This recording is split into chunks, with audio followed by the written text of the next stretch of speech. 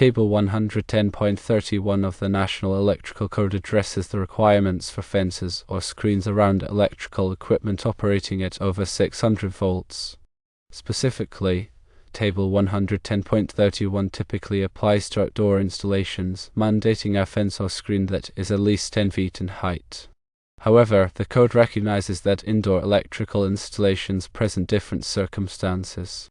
For indoor electrical equipment, Table 110.34 comes into play. This table outlines the requirements for fences or screens around indoor electrical equipment operating at over 250 volts. According to Table 110.34a, a fence or screen of at least 6 feet in height is necessary. Therefore, the location of the switchgear is a crucial factor in determining the applicable requirements. Given that the 13.2 kilovolt switchgear is situated within an indoor mechanical room, Table 110.34 is the relevant standard. This means a fence or screen of at least 6 feet in height is required for compliance with the National Electrical Code. To properly comply with Table 110.34a, it is necessary to install a fence or screen that meets certain criteria. Firstly, the fence or screen must be at least 6 feet tall. Secondly, it should extend at least 6 feet beyond the equipment on all sides, providing a buffer zone for safety. In addition to these dimensional requirements, there are material and construction considerations to bear in mind. It is important to ensure that the fence or screen is constructed from a non-combustible material, preventing it from contributing to the spread of fire in the event of an electrical fault or other incident. Furthermore, the fence or screen should be permanently and securely attached to the floor or wall, providing a stable and robust barrier. Access to the switchgear should be strictly restricted to authorized personnel only. This can be achieved through the use of locked gates or other access control measures, preventing unauthorized individuals from coming into contact with potentially hazardous electrical equipment. By adhering to these requirements, it is possible to create a safe and compliant environment for the 13.2 kilovolt switchgear within the mechanical room. The key difference lies in the location of the equipment, determining which table of the National Electrical Code takes precedence. It is critical to consult the most recent version of the National Electrical Code and any applicable local amendments to ensure full compliance with all relevant regulations. The purpose of these regulations is to safeguard individuals from electrical hazards and to maintain a safe working environment around high-voltage equipment. Always consult with qualified electrical professionals for specific guidance and to ensure that all installations meet the necessary safety standards. The requirements of Table 110.34a, specifically regarding the 6-foot height and the extension beyond the equipment, are designed to provide adequate physical separation between personnel and the energized equipment. This separation reduces the risk of accidental contact and potential electrical shock or arc flash hazards. The use of non-combustible materials for the fence or screen is intended to prevent the spread of fire, which could be ignited by an electrical fault or other incident. The permanent attachment of the fence or screen to the floor or wall ensures its stability and prevents it from being easily moved or dislodged, maintaining the integrity of the safety barrier. Restricting access to authorized personnel only is a critical aspect of electrical safety. This prevents unqualified individuals from entering the area and potentially exposing themselves to electrical hazards. Proper training and authorization procedures should be in place to ensure that only competent personnel have access to the switchgear. In summary, the key considerations for fencing 13.2 kilovolt switchgear indoors based on the National Electrical Code are firstly, adherence to Table 110.34a, requiring a 6-foot fence. Secondly, ensuring the fence extends 6 feet beyond the equipment on all sides. Thirdly, using non-combustible materials for construction.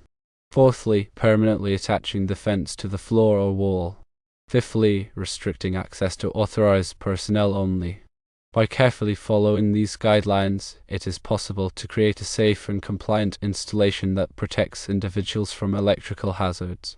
It is crucial to remember that electrical safety is paramount, and all work should be performed by qualified professionals who are knowledgeable about the National Electrical Code and other relevant standards. The National Electrical Code provides comprehensive guidelines for electrical installations, but it is essential to interpret and apply these guidelines correctly in specific situations. Consulting with experienced electrical engineers and inspectors can help ensure that all installations meet the necessary safety requirements. Furthermore, regular inspections and maintenance of electrical equipment and safety measures are essential to maintain a safe working environment. Over time, vents or screens may become damaged or degraded, and access control measures may need to be updated. By proactively addressing these issues, it is possible to prevent potential hazards and maintain a high level of electrical safety.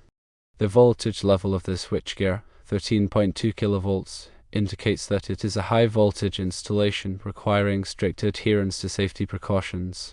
High voltage equipment can pose significant risks, including electrical shock, arc flash, and fire.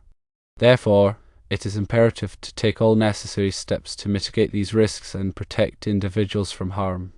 In addition to the physical barriers provided by fences or screens, other safety measures may be necessary, such as the use of personal protective equipment, including insulated gloves and clothing. Workers should also be trained in safe work practices and emergency procedures. Electrical safety is a shared responsibility, and everyone involved in the installation, maintenance, and operation of electrical equipment should be aware of the potential hazards and take steps to prevent accidents. By working together and following established safety protocols, it is possible to create a safe and productive work environment. The National Electrical Code is not a static document, and it is updated regularly to reflect new technologies, best practices, and safety concerns. Therefore, it is essential to stay current with the latest edition of the code and any applicable local amendments. Electrical professionals should participate in continuing education and training to maintain their knowledge and skills. The specific requirements for fencing around electrical equipment may vary depending on local codes and regulations. It is important to consult with local authorities and inspectors to ensure that all installations comply with the applicable requirements. In some cases, additional safety measures may be required, such as the installation of warning signs or alarms. The goal of these measures is to provide additional layers of protection and to alert individuals to potential hazards. Electrical safety is not a one-time effort, but rather an ongoing process that requires continuous attention and improvement. By adopting a proactive approach to safety and by staying informed about the latest codes and regulations, it is possible to create a safe and reliable electrical system.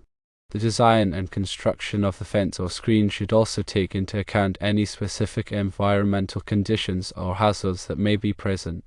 For example, if the mechanical room is located in an area that is prone to flooding, the fence or screen should be designed to withstand the effects of flooding.